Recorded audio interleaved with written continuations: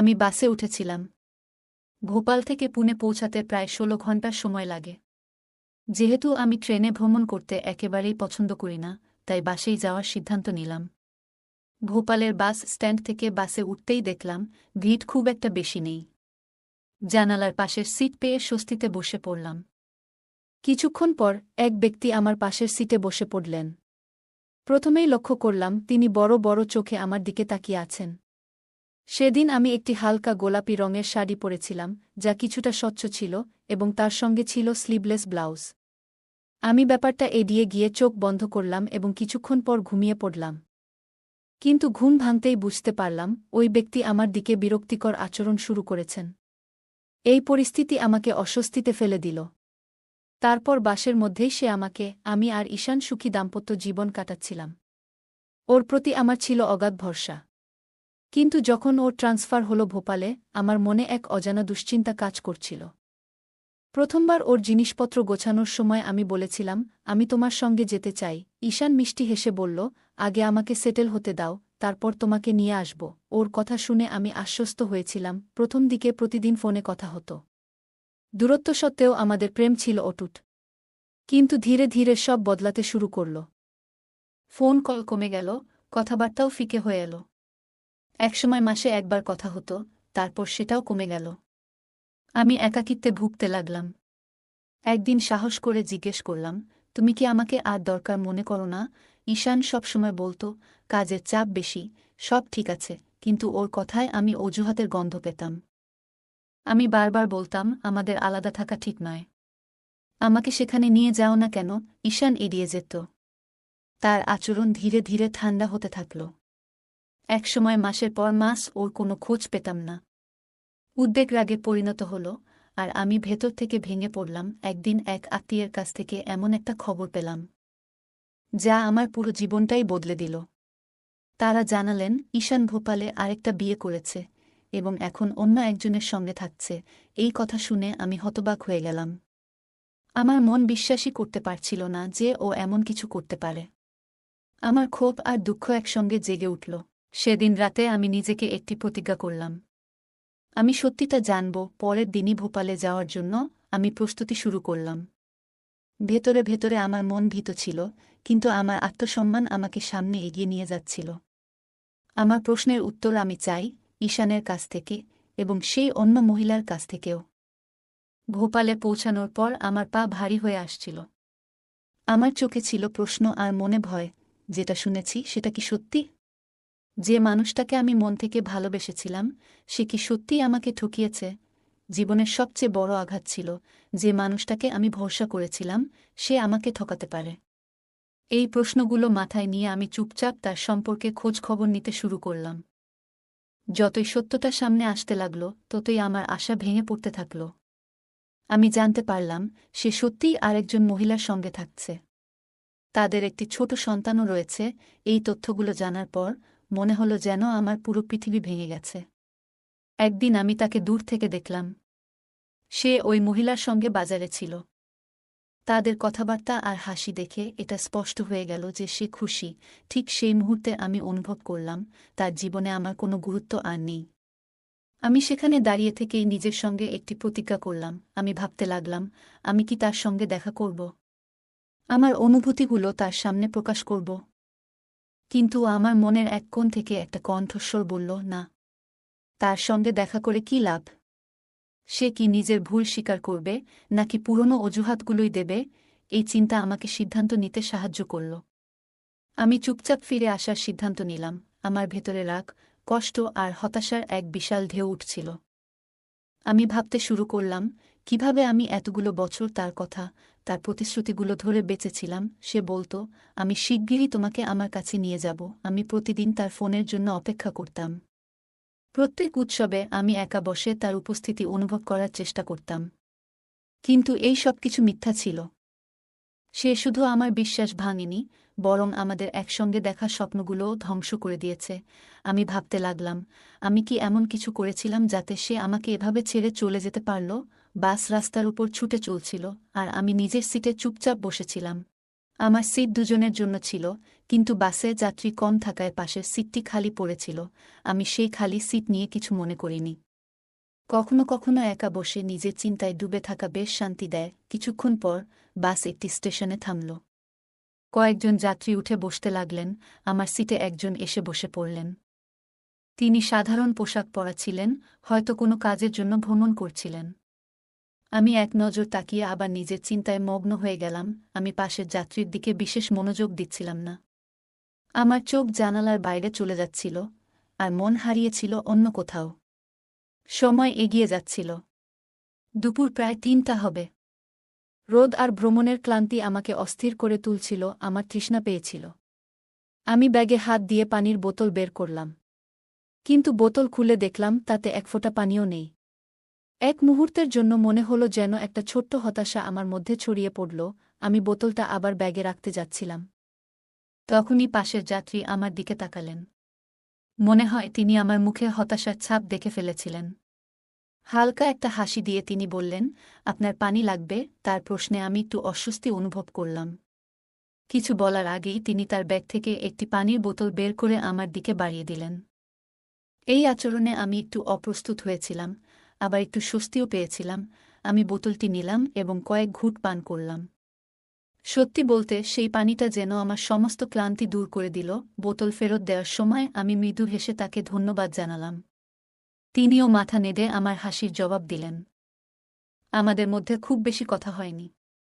মানুষটি সাধারণ ছিলেন, কিন্তু তার এই ছোট্ট সাহায্যটা আমার দিনটাকে বিশেষ করে তুলল। আমি ভাবতে লাগলাম, জীবনে অচেনা মানুষদের সঙ্গে এমন ছোট ছোট ঘটনা কিভাবে মানবিকতা আর বিশ্বাসকে উজ্জীবিত করতে পারে। সেই যাত্রার এই ছোট্ট ঘটনা আমার মনে একটি স্মৃতি হয়ে রয়ে গেল। সন্ধ্যা প্রায় 7টা বেজে গিয়েছিল। বাস এখন দ্রুত গতিতে তার গন্তব্যের দিকে এগিয়ে চলছিল। বাইরের পরিবেশ ধীরে ধীরে গভীর শীতলতার এবং হালকা অন্ধকারের মোড়কে ঢাকা পড়ছিল। আমি জানালার বাইরে তাকিয়েছিলাম। তখন হালকা স্বরে পাশে বসা ব্যক্তিকে জিজ্ঞেস করলাম, আপনি কোথায় যাচ্ছেন? তিনি মুচকি হেসে উত্তর দিলেন, আমি পুনেতে যাচ্ছি। এটা শুনে আমি একটু অবাক হলাম। বললাম, আমিও তো পুনেতে যাচ্ছি। তিনি হালকা হাসলেন। মনে হচ্ছিল যেন আমাদের যাত্রার আরেকটি মিল পাওয়া গেল। তিনি জানালেন, তিনি ভোপালে কাজ করেন এবং পেশায় একজন ইঞ্জিনিয়ার। কথোপকথনের সময় তার কণ্ঠে আত্মবিশ্বাস ছিল। শীতকাল ছিল এবং সন্ধ্যা যত গভীর হচ্ছিল, ঠান্ডা ততই বাড়ছিল। আমি জানালার কাচ বন্ধ করলাম যাতে ঠান্ডা হাওয়া বাসের ভেতরে না আসে, তবে বাসের অন্য যাত্রীরা কিছু জানালা খোলা রেখেছিল, যার কারণে শীতল হাওয়া অবিরাম ভেতরে আসছিল। আস্তে আস্তে ঠান্ডা আমার কাছে অসহনীয় হয়ে উঠছিল। আমি যদিও একটি সোয়েটার পরেছিলাম, তবু এত ঠান্ডায় সোয়েটার যথেষ্ট ছিল না। তখন মনে পড়ল, তাড়াহুড়োর কারণে আমি শাল আনতে ভুলে গিয়েছিলাম। এই ভুল এখন আমাকে ভীষণ পীড়া দিচ্ছিল। আমি ঠান্ডা থেকে বাঁচার জন্য সোয়েটারের মধ্যে নিজেকে গুটিয়ে নেওয়ার চেষ্টা করছিলাম। তখন রাত প্রায় 10টা। শীত তখন তীব্রতার চূড়ান্ত পর্যায়ে পৌঁছে গিয়েছিল। বাসের ভেতরের লাইট বন্ধ করে দেওয়া হয়েছিল, যাতে যাত্রীরা আরামে বিশ্রাম নিতে পারে, কিন্তু সেই প্রচণ্ড ঠান্ডার মধ্যে আরামের কথা ভাবাই সম্ভব ছিল না। সোয়েটার পরেও ঠান্ডা যেন আমার হাত পর্যন্ত প্রবেশ করছিল। আমার পাশে বসে থাকা ব্যক্তিটি তার ব্যাগ থেকে একটি শাল বের করে নিজেকে জড়িয়ে নিল। আমাকে দেখে সম্ভবত সে বুঝতে পেরেছিল যে আমি ভীষণ অস্বস্তিতে ছিলাম। কিন্তু সে কিছু বলল না। আমি তার দিকে তাকিয়ে রইলাম, মনে মনে আশা করছিলাম যে হয়তো সে সাহায্যের প্রস্তাব দেবে। কিন্তু সে চুপচাপ বসে রইল। এই নির্লিপ্ততায় আমি আরও অস্বস্তি অনুভব করছিলাম। মনে হচ্ছিল ঠান্ডার থেকে বেশি এই নিস্তব্ধতা আমাকে বিব্রত করছে। আমি নিজের উপর রাগ করছিলাম। এত দীর্ঘ ভ্রমণে বেরিয়ে শালের মতো প্রয়োজনীয় জিনিস আনতে ভুলে গেছি। নিজের মনেই বিটবিট করছিলাম। মনে হচ্ছিল এই ভুল যেন এখন আমার শাস্তি হয়ে উঠেছে। আমি আমার সোয়েটার আরও শক্ত করে ধরে ঠান্ডা থেকে বাঁচার চেষ্টা করছিলাম। বাইরে ঠান্ডা হাওয়া বাসের জানালার ফাঁক দিয়ে ভেতরে আসছিল, আর সেই হাওয়া যেন এক ধরনের শাস্তির মতো লাগছিল। আমার মাথায় চিন্তার ঝড় বইছিল। আমি কি আরও ভালো প্রস্তুতি নিতে পারতাম না? এটা তো আমার দায়িত্ব ছিল। অথচ আমি নিজেরই ঠিকমতো সাহায্য করতে পারিনি। আমার পাশে বসে থাকা লোকটির নীরবতা আমাকে কিছুটা অস্বস্তি দিচ্ছিল। হয়তো সে ভাবছিল যে আমি কিছু বলবো, কিন্তু আমার আত্মসম্মান আমাকে তা করতে দিচ্ছিল না। রাত প্রায় 11টা নাগাদ বাস একটি ধাবায় থামল। আমি ঠিক করলাম গরম চা খেয়ে একটু উষ্ণতা পাব। চা নেওয়ার সময় সেই লোকটিও নিচে নেমে এলো। আমার দিকে তাকিয়ে হাসল। আমি এগিয়ে গিয়ে হালকা হাসি দিয়ে বললাম, আপনিও চা নিন। সে বলল, ঠিক আছে। আমি তার জন্য একটি চা অর্ডার করলাম। আমরা একসঙ্গে চা খেলাম এবং কিছুটা কথা বললাম। চা খাওয়ার পর আবার বাসে ফিরে এলাম। গাড়ি চলতে শুরু করল, কিন্তু রাত তখন প্রায় 12টা, আর ঠান্ডা আরও বেড়ে গিয়েছিল। এই সময় সে লোকটি বলল, আপনার যদি কোনো আপত্তি না থাকে তাহলে আমি আমার শালটা আপনার সঙ্গে ভাগ করে নিতে পারি। সে নিজের শাল খুলে আমার দিকে বাড়িয়ে দিল। আমি নিতে অস্বীকার করলাম, কারণ তাকেও তো ঠান্ডা লাগছিল। আমি বললাম, আপনি আমাকে শাল দিচ্ছেন, কিন্তু আপনাকেও তো ঠান্ডা লাগবে। এটা ঠিক হবে না। সে হেসে বলল, কোনো সমস্যা নেই, আমি ম্যানেজ করে নেব। আমি বললাম, না, নিজেকে অস্বস্তিতে ফেলবেন না। কিছুক্ষণ আমি ঠান্ডায় কাঁপতে থাকলাম। তখন সে বলল, আপনার যদি আপত্তি না থাকে তাহলে আমরা শালটা দুজন মিলে ভাগ করে নিতে পারি। এতে আমরা দুজনেই একটু আরাম পাব। আমি কিছুক্ষণ ভেবে বললাম, ঠিক আছে, কারণ ঠান্ডা আর সহ্য করা সম্ভব হচ্ছিল না। সে তার শালটি খুলে আমাকে দিয়ে বলল, আমরা ভাগ করে নিই। আমি শালটি নিজের চারপাশে জড়িয়ে নিলাম, আর সে নিজেও কাছাকাছি সরল। আমরা শালটি দুজন ভাগ করে নিলাম, এবং যাত্রা আবার শুরু হলো। রাত তখন প্রায় 1টা। বাস প্রায় গন্তব্যে পৌঁছে যাচ্ছিল।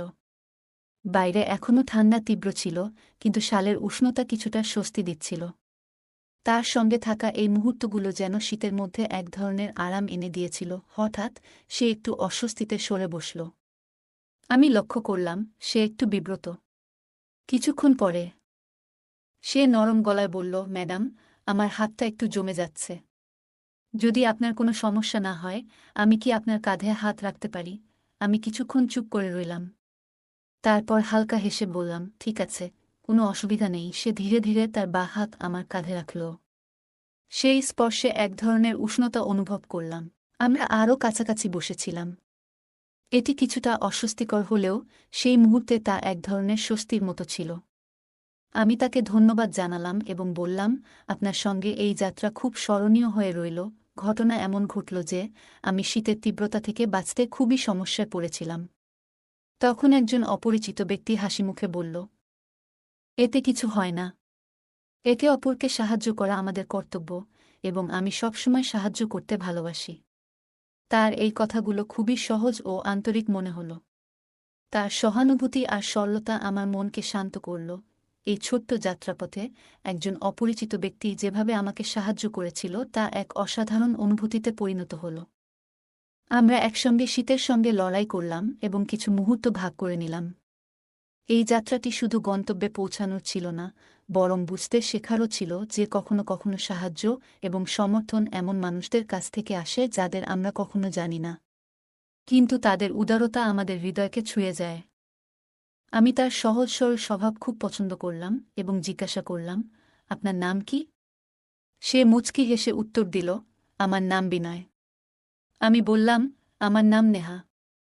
সে আবার হাসল এবং বলল, দারুণ নাম। আমি একটু লজ্জা পেলাম এবং বললাম, ধন্যবাদ। আমরা এত কাছাকাছি বসেছিলাম যে আশেপাশের লোকেরা ভাবছিল আমরা হয়তো স্বামী স্ত্রী। বিনয় বলল, আমার বাসে ভ্রমণ করার অভ্যাস নেই। আমি সাধারণত ট্রেনে যাই। তবে আজ প্রথমবার বাসে ভ্রমণ করছি। এটি বেশ ভিন্ন অভিজ্ঞতা। আমার মুখে হাসি রেখে বললাম, তোমার কি মনে হয়? আমার তো বাসে ভ্রমণ করতে খুব ভালো লাগে। তখন সে পকেট থেকে মোবাইল বের করে সময় দেখল এবং বলল, এখন 2টা বেজে গেছে। আর কিছুক্ষণের মধ্যেই গাড়ি পুনেতে পৌঁছে যাবে। তার মুখে কিছুটা ক্লান্তি দেখা যাচ্ছিল, কিন্তু তারপরও সে শান্ত এবং খুশি ছিল। সে মোবাইলে গান চালিয়ে ব্লুটুথে শুনতে শুরু করল। কিছুক্ষণ গান শুনে সে আমার দিকে ফিরে বলল, নেহা, গাড়ির মৃদু শব্দ শুনলেই আমার ঘুম আসতে শুরু করে। তার কাঁধে মাথা রেখে আমি যেন এক ধরনের নিরাপত্তা আর শান্তি অনুভব করছিলাম। কিছু সময় পর গাড়ি পুনেতে পৌঁছে গেল। সে আমাকে ধীরে ধীরে ডেকে তুলল, কিন্তু আমি এত গভীর ঘুমে ছিলাম যে জাগতে পারছিলাম না। তারপর সে আমার পিঠে হালকা চাপ দিয়ে আমাকে জাগাল। আমি চমকে উঠে বসে পড়লাম। তার মুখে মিষ্টি হাসি ছিল। সে বলল, সরি, কিন্তু পুনে এসে গেছে। আপনাকে জাগালাম, না হলে আপনার স্টপ মিস হয়ে যেত। আমি তার দিকে তাকিয়ে হাসি দিয়ে বললাম, ধন্যবাদ। আপনি জাগালেন বলেই আমার স্টপ মিস হয়নি, না হলে সত্যি সমস্যা হয়ে যেত। সে আমাকে জিজ্ঞাসা করল, আপনাকে কোথায় নামতে হবে? আমি বললাম, আমার ওই স্টপেই নামতে হবে। শুনে সে একটু অবাক হয়ে বলল, সত্যি? আমি হাসতে হাসতে বললাম, হ্যাঁ সত্যি। আমাদের যাত্রার গন্তব্য যে এত মিল ছিল তা ভেবে আমার একটু অদ্ভুত লাগছিল। প্রায় রাত 4টায় বাস স্টপে এসে গাড়ি থামল। আমরা দুজনই বাস থেকে নামলাম। চারপাশে গভীর নীরবতা, রাস্তায় মাত্র কয়েকটি গাড়ি দেখা যাচ্ছিল। আমি ঠিক করলাম এখান থেকে রিকশা নিয়ে বাড়ি যাব। কিন্তু এত রাতে রিকশা পাওয়া খুব কঠিন ছিল। বিনো তখনও আমার পাশে দাঁড়িয়েছিল। আমি জিজ্ঞেস করলাম, আপনার বাড়ি কোথায়? কোন কলোনিতে? সে বলল, না না, আমার বাড়ি এখানেই কাছাকাছি। তবে আমি রিকশা পাওয়া পর্যন্ত আপনার সঙ্গেই থাকব। তার এই কথায় আমার মন ভরে গেল। তার এমন আচরণ তার প্রতি আমার সম্মান আরও বাড়িয়ে দিল। সে মৃদু হাসি দিয়ে বলল, ধন্যবাদ। তখন প্রায় রাত 4:30। কিন্তু আশেপাশে না কোনো রিকশা পাওয়া যাচ্ছিল, না কোনো যানবাহন। তখন সে বলল, নেহা, যদি আপনার কোনো আপত্তি না থাকে তবে আপনি আমার বাড়িতে আসতে পারেন। আমার বাড়ি এখানেই কাছাকাছি। এত রাতে এখানে দাঁড়িয়ে থাকা নিরাপদ নয় বলে মনে হচ্ছে। আমি কিছুক্ষণ ভেবে দেখলাম। সে ভদ্র এবং মার্জিত মনে হচ্ছিল। তার ব্যবহারও খুব ভালো ছিল। তাই তার উপর ভরসা করে বললাম, ঠিক আছে, চলুন। আমরা দুজনেই নিজেদের ব্যাগ নিয়ে হাঁটতে শুরু করলাম। পথের নিস্তব্ধতায় আমরা তেমন কথা বলিনি, তবে তার সঙ্গে হাঁটতে আমার বেশ শান্তি লাগছিল। কিছুক্ষণ পরে আমরা একটি সাধারণ বাড়ির সামনে পৌঁছালাম। সে পকেট থেকে চাবি বের করে দরজা খুলল। আমরা ভিতরে প্রবেশ করলাম। তার বাড়ি বড় ছিল না, ছোট্ট দুটি ঘরের একটি সজ্জিত এবং পরিষ্কার বাড়ি। সে মুচকি হেসে বলল, নেহা, আমার বাড়িতে আপনাকে স্বাগত। আমি লাজুক গলায় বললাম, ধন্যবাদ। সে জানালো, আমি এখানে খুব কম সময় থাকি। আমার কাজ ভোপালে বেশি হয়। তাই কিছুদিন ভোপালে এবং কিছুদিন এখানে থাকি। আমি বললাম, আপনার বাড়ি খুব সুন্দর, বিনয়। সে হেসে বলল, ধন্যবাদ নেহা। তারপর সে বলল, আপনি বিছানায় ঘুমান। আমি সোফায় ঘুমাব। আমি দ্রুত বললাম, না না, আপনি বিছানায় ঘুমান। আমি সোফায় শুয়ে পড়ব। কিন্তু সে জোর দিয়ে বলল, এটা হতে পারে না। আপনি আমার অতিথি। অতিথির প্রতি যত্ন নেওয়া আমার দায়িত্ব। আমি বাধ্য হয়ে তার কথা মেনে নিলাম। আমরা নিজেদের জায়গায় শুয়ে পড়লাম। যাত্রার ক্লান্তির কারণে আমি দ্রুত ঘুমিয়ে পড়লাম। তার শালীন এবং ভদ্র আচরণ সেই রাতে আমার মনে একটি ইতিবাচক প্রভাব ফেলে। সকালে ঘুম ভাঙার পর আমি চারপাশে তাকালাম। দেয়ালে একটি ঘড়ি ঝুলছিল এবং তখন সকাল 9টা। আমি দেখলাম বিনয় উঠেই গেছে এবং ঘরের কিছু পরিষ্কার পরিচ্ছন্নতার কাজ করছে। ঘরে সামান্য অগোছালো জিনিসপত্র ছিল, যা সে সযত্নে গোছানোর চেষ্টা করছিল। সকালে যখন ঘুম থেকে উঠলাম, দেখি বিনয় আমাকে দেখে মুচকি হেসে বলল, গুড মর্নিং, আর বাথরুমের দিকে ইশারা করল। আমি বাথরুমে ঢুকলাম। সেখানে টুথপেস্ট আর ব্রাশ রাখা ছিল। আমি তা ব্যবহার করে নিজেকে সতেজ করলাম। বাথরুম থেকে বেরিয়ে এলাম, আর অজান্তেই আমার চোখ বিনয়ের দিকে চলে গেল। কয়েক মুহূর্তের জন্য আমি স্থির হয়ে গেলাম। সে শার্ট খুলে শুধু স্যান্ডো গেঞ্জি পরেছিল। তার শরীর আকর্ষণীয় এবং সুঠাম ছিল, মনে হচ্ছিল সে নিয়মিত জিম করে। কিছুক্ষণ তার দিকে তাকিয়েছিলাম। বিনয় আমার চোখাচোখি ধরে ফেলল এবং মুচকি হেসে বলল, নেহা, তুমি চা খাবে নাকি কফি? আমি বললাম, আমি চা নেব। সে তৎক্ষণাৎ চমৎকার একটি চা বানিয়ে আনল। চায়ের স্বাদ সত্যিই দারুণ ছিল।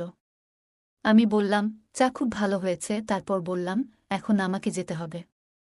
গত রাতে আমাকে এখানে থাকার সুযোগ দেওয়ার জন্য আপনাকে অনেক ধন্যবাদ, বিনয়। বিনয় হাসতে হাসতে বলল, এতে কোনো বড় কথা নেই। আমি খুশি যে তুমি এখানে থাকতে পেরেছ। বিদায় জানানোর সময় আমি বললাম, যদি ভাগ্যে থাকে তবে আবার দেখা হবে। সে হাসি দিয়ে বলল, অবশ্যই। আমি তার কাছে নম্বর চাইলাম। সে খুশি মনে নম্বর দিল। আমি তার ফোনে একটি মিস কল দিয়ে দিলাম। বাড়ি ফিরে আসার পরও আমার মনে বারবার বিনয়ের স্মৃতি ভেসে আসছিল।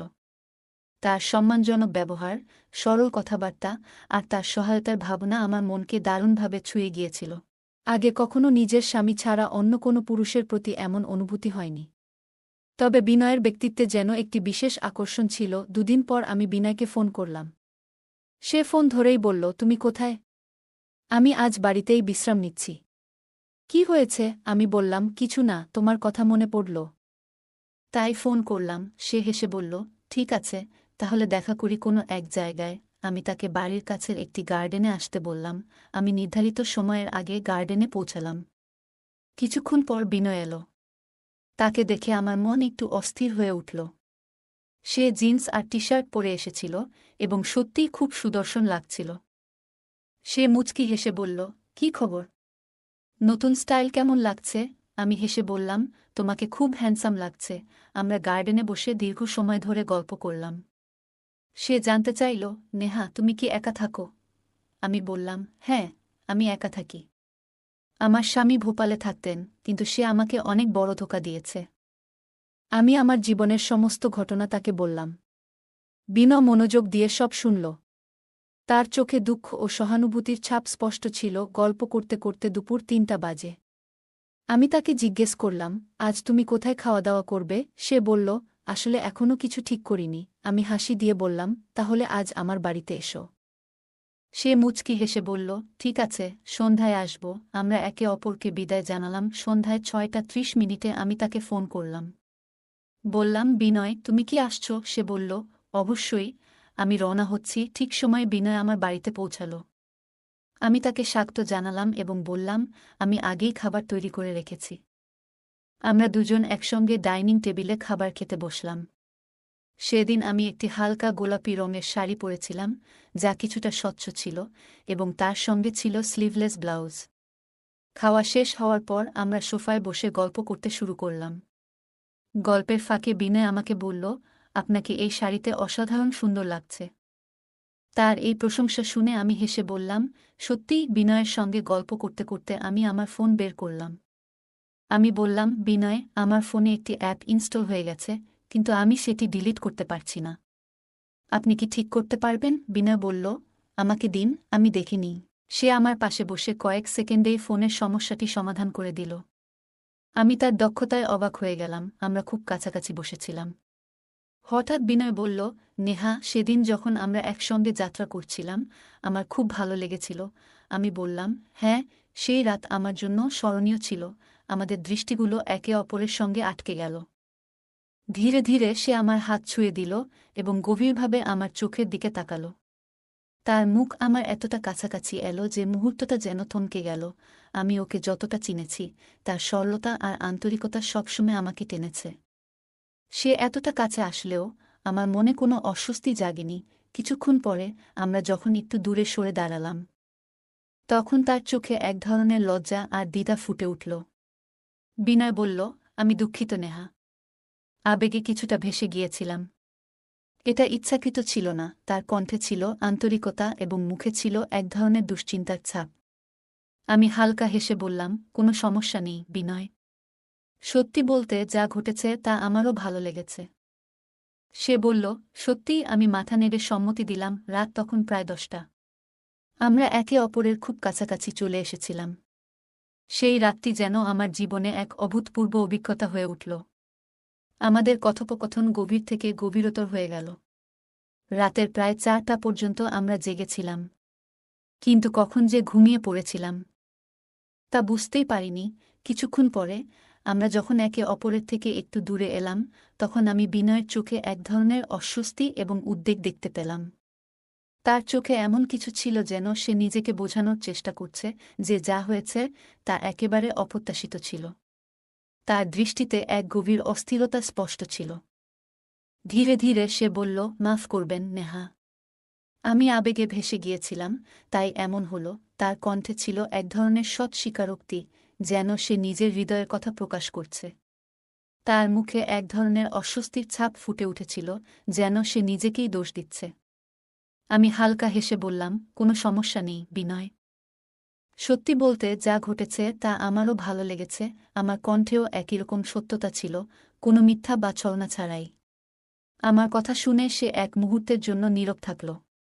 তার চুপ থাকার মধ্যে আমি অনুভব করলাম, হয়তো সে আমার কথাগুলো গভীরভাবে বুঝতে পেরেছে। কিন্তু তার চোখে তখনও কিছু প্রশ্ন ছিল, যেন তার মনে কিছু না বলা কথারা ঘুরে বেড়াচ্ছে। বিনা আমার দিকে গভীর দৃষ্টিতে তাকাল, যেন সে নিজের মনে থাকা সমস্ত দ্বিধা কাটিয়ে উঠতে চাইছে। তারপর ধীরে ধীরে সে জিজ্ঞাসা করল, তোমার কি সত্যিই এমন মনে হয়? তার প্রশ্নের মধ্যে এক ধরনের রহস্য ছিল, যেন সে জানতে চাইছিল যে আমাদের মধ্যে যা ঘটেছে তা কি শুধুই এক মুহূর্তের আবেগ ছিল, নাকি এটি কোনো গভীর সম্পর্কের শুরু হতে পারে। আমি এক মুহূর্ত ভেবে নিলাম, তারপর নিজেকে শান্ত রেখে বললাম, হ্যাঁ, আমার সত্যিই এমন মনে হয়। আমার মনে হয় যা ঘটেছে তা কোনো কারণ ছাড়াই হয়নি। হয়তো এটা একটি নতুন শুরুর সংকেত। হয়তো আমাদের আরও কিছু সময় একসঙ্গে কাটানো উচিত, যাতে আমরা বুঝতে পারি যে আমরা একে অপরের সঙ্গে কতটা সুখে থাকতে পারি। আমার কথার মধ্যে ছিল এক গভীর উপলব্ধি, যা হয়তো বিনয়ের জন্য ছিল নতুন অভিজ্ঞতার সূত্রপাত। সেই রাতের মুহূর্তগুলো আমাদের জন্য যেন এক নতুন পথ চলার সূচনা করে দিল। আমরা সারা রাত জেগেছিলাম, একে অপরের সঙ্গে গল্প করছিলাম। কখনো হাসছিলাম, কখনো লজ্জা পাচ্ছিলাম, আর কখনো একে অপরের চোখে লুকিয়ে থাকা ভাবনাগুলো পড়ার চেষ্টা করছিলাম। আমাদের মনে হচ্ছিল, আমরা একে অপরের পাশে না থাকলে হয়তো এই অনুভূতির পথে কখনোই আসতাম না। রাত তখন প্রায় 4টা বেজে গিয়েছিল। কিন্তু তবুও আমাদের চোখের পাতা একবারও বন্ধ হচ্ছিল না, যেন আমরা একে অপরের ভেতরের প্রতিটি অনুভূতিকে বুঝতে চাইছিলাম। শেষমেশ যখন আমি চোখ বন্ধ করতে শুরু করলাম, তখন অনুভব করলাম আমি হয়তো ঘুমিয়ে পড়ব। কিন্তু তার সঙ্গে এটাও মনে হচ্ছিল, যেন এই রাতটি কখনো শেষ হবে না। বিনো তখনও আমার পাশে বসেছিল। তার উপস্থিতি আমাকে এক ধরনের অদ্ভুত ভালোবাসা দিচ্ছিল, যা আমার মনে এক শান্তি এনে দিচ্ছিল। যদিও আমি ক্লান্ত ছিলাম, তবুও তার চোখে একটি গভীর চিন্তার ছাপ ছিল। যেন সে আমাকে কিছু বলতে চাইছিল, কিন্তু বলার সাহস পাচ্ছিল না। আমি ধীরে ধীরে চোখ বন্ধ করলাম, এবং ঘুম আমাকে নিজের কোলে টেনে নিল। 2 দিন পরে, যখন আমি আমার প্রতিদিনের কাজ নিয়ে ব্যস্ত ছিলাম, তখন হঠাৎ বিনয়দার ফোন এলো। তার কণ্ঠে একটা হালকা আনন্দ আর উত্তেজনা ছিল, যা শুনেই বুঝতে পারলাম। তিনি বললেন, নেহা, আজ সন্ধ্যায় তুমি কি আমার বাড়িতে আসবে?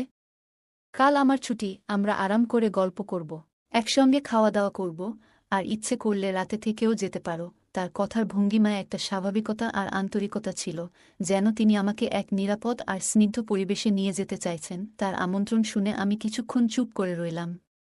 বিনয়দার এই প্রস্তাবটা আমার কাছে একটু অপ্রত্যাশিত ছিল, কিন্তু আমি সেটা ঠান্ডা মাথায় ভেবে দেখলাম।